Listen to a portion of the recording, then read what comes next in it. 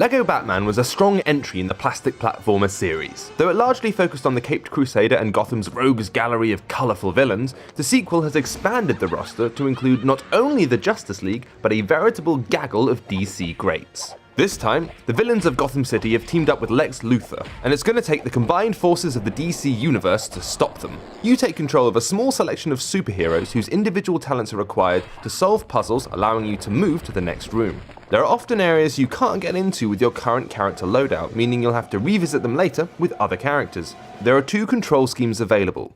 The casual controls have you tapping or holding on the screen to move, holding plus tapping to jump, which is a bit of a pain, and tapping on enemies to attack. To use batarangs and grappling hooks, you must tap and hold over objects, or tap the appropriate area.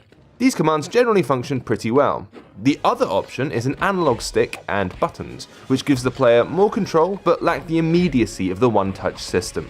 Both schemes have their issues, so it's up to you to pick a favourite.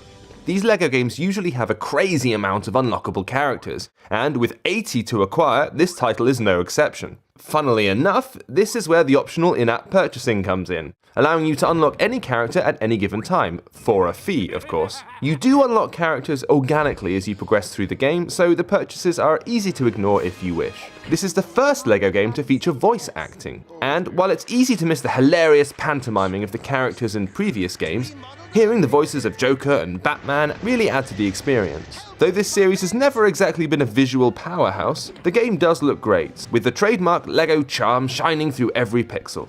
Probably the greatest omission is that of cooperative multiplayer. These games are always great fun to play with a friend, and unfortunately, that element is missing here. That aside though, this is a great port of a solid game, and an easy recommendation to fans of both Batman and LEGO. Here's hoping Traveller's Tales will continue to include the iOS platform in all its future releases. This has been James with AppSpy.com. We review, you decide.